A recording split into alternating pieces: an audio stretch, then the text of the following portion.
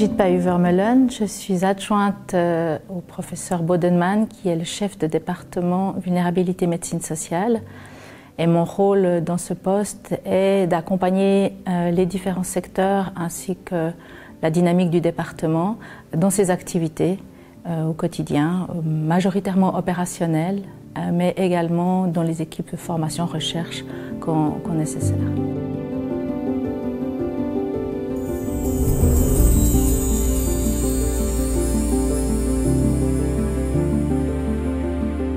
C'est une longue histoire pour moi, une très longue histoire. J'ai commencé ma carrière professionnelle au sein de la Croix-Rouge lausannoise, où il y avait déjà un secteur d'accueil des personnes requérantes d'asile avec un statut. Ensuite, voilà, j'ai bougé un tout petit peu, mais je suis revenue à ce premier amour, si on veut bien. Et là, il y a bien plus de 20 ans maintenant que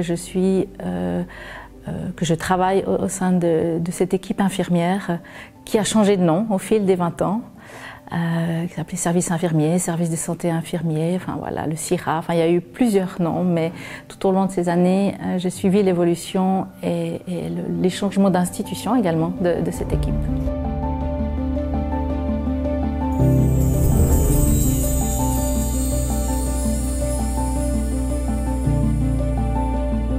Et il y a 20 ans, ça ne s'appelait pas l'USMI, ce n'était pas le secteur soins migrants.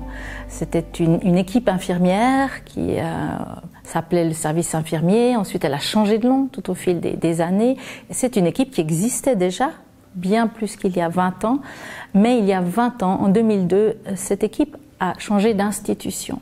Elle a rejoint la PMU, la Polyclinique médicale universitaire, qui lui a permis d'entrer dans un terreau, si on veut bien, médical, qui correspondait beaucoup mieux à son ADN et à ses activités. Donc c'est en effet une histoire qui a évolué tout au fil des 20 ans. Mais si on fête l'anniversaire aujourd'hui des 20 ans, c'est les 20 ans d'arrivée de cette équipe au sein de la PMU qui est devenue Unisanté aujourd'hui. Avant que l'USMI arrive à la PMU, oui, avant l'USMI, l'équipe infirmière faisait partie de la FAREAS. C'était une des équipes de la FAREAS. Ça faisait sens aussi de l'avoir dans cette institution-là, vu qu'il s'occupait de l'hébergement, de l'accueil, de la prise en charge, des aspects sociaux. On travaillait d'ailleurs en étroite collaboration avec les différentes équipes. Mais je pense que pour l'équipe infirmière en elle-même, pour son travail, pour son évolution, il était bienvenu de la déplacer dans un milieu beaucoup plus en lien avec ses activités, dans un milieu sanitaire. Donc c'est une décision politique, à ma connaissance. Je n'étais pas dans les coulisses à ce moment-là. Moi, j'ai juste vécu le transfert, en fait.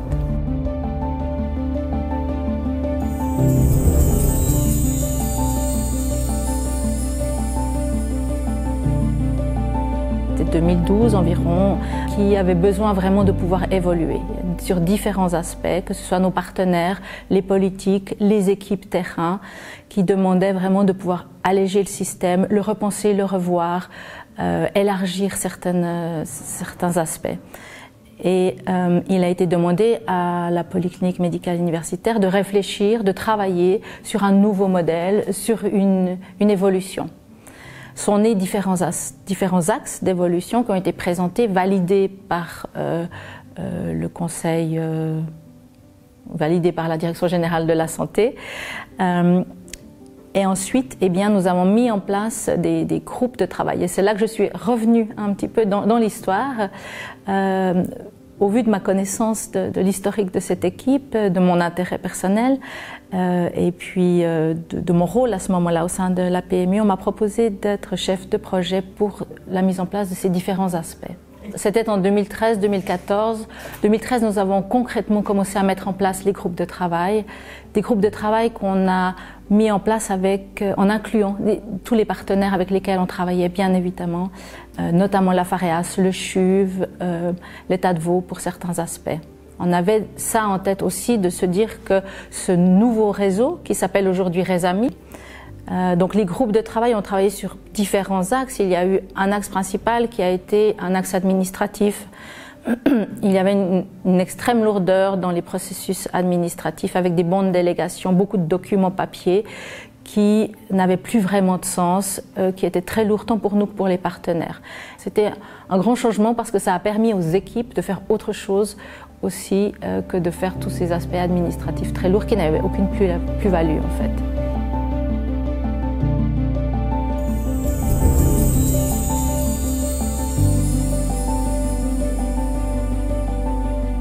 Il a fallu qu'on repense à une question de mobilité. On a un petit peu regardé ce qui se faisait dans les autres pays, les expériences de nos collègues qui sont partis à l'étranger pour travailler.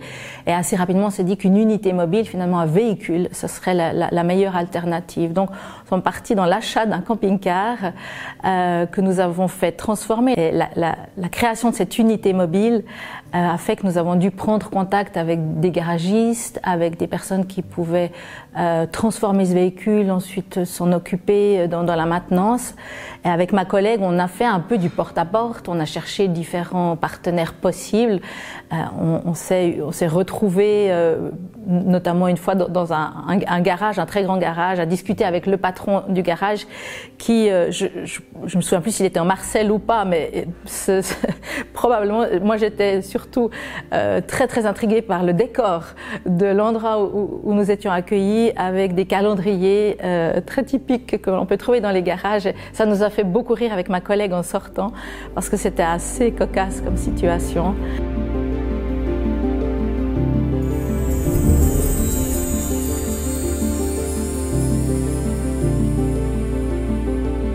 Je pense que ce qui a été indispensable pour avoir l'adhésion, c'était de les intégrer dans les groupes de travail. Donc on a vraiment intégré des équipes infirmières, des administratifs, des médecins, on les a mis dans les groupes de travail, on a réfléchi avec eux, on les a écoutés, on a essayé de mettre en place les choses qui correspondaient le mieux, mais ils ont été avec nous devant les possibilités, devant les enjeux, devant les impossibilités parfois de faire certaines choses, ce qui fait qu'ils étaient partie prenante. On a aussi travaillé sur le lien avec le réseau, évidemment, parce qu'on travaille avec beaucoup de médecins qui sont installés dans des cabinets, des partenaires, et on voulait créer un lien beaucoup plus proche avec ces partenaires. Donc on est allé à la rencontre de nos médecins, partenaires dans les cabinets pour leur expliquer ce qu'on était en train de mettre en place, pour leur expliquer qu'on voulait avoir un acte formel de leur part. On leur demandait de signer une convention avec nous, avec le réseau. C'était une convention de fonction, de fonctionnalité. Ils s'engageaient finalement à prendre en charge, à ouvrir leurs portes à nos populations et à travailler main dans la main avec l'équipe infirmière. On a fait vraiment du ad personam avec une collègue infirmière, notamment avec qui on a vraiment fait des démarches sur l'entier du canton pour aller les rencontrer, pour leur expliquer. Il fallait aussi qu'on trouve 4 personnes, 4 médecins qui acceptent de jouer le rôle de référent par région.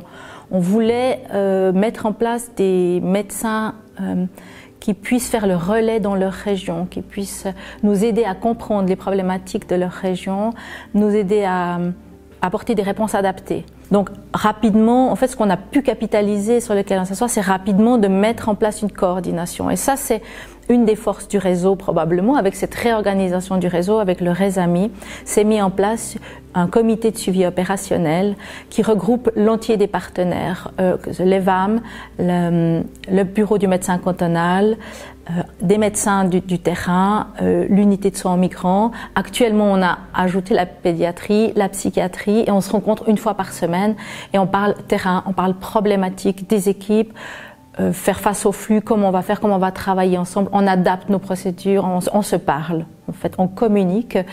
Et puis, au fil des années, on a créé vraiment un lien de confiance. Et je pense que c'est ce qui nous permet aujourd'hui aussi d'avoir une capacité de répondre rapidement et de pouvoir offrir une prise en charge la plus efficiente possible aussi et de réagir rapidement. C'est parce qu'en fait, au fil des temps, on a vraiment pu développer une coordination qui est extrêmement importante.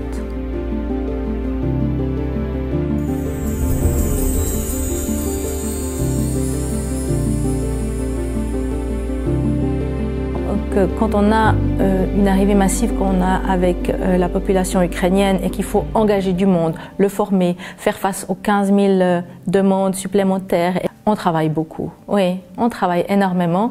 Mais je crois qu'on peut le faire sur la durée parce que ça a du sens et parce que quand on arrive le matin, il y a toujours quelqu'un qui va nous sourire, il y a toujours quelqu'un qui va avoir un petit mot gentil au bout du téléphone.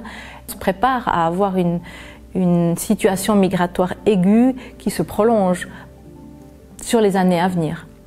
À voir le monde comme il va aujourd'hui, à voir les différentes problématiques dans les pays, les questions climatiques, etc. On sait que la question de la migration va perdurer. Donc on est aussi conscient, nous, qu'on doit peut-être revoir notre manière de travailler, se préserver, faire attention pour qu'on puisse tenir aussi sur la durée. Mais je pense que vraiment ce sont les ingrédients principaux, c'est le sens et l'équipe.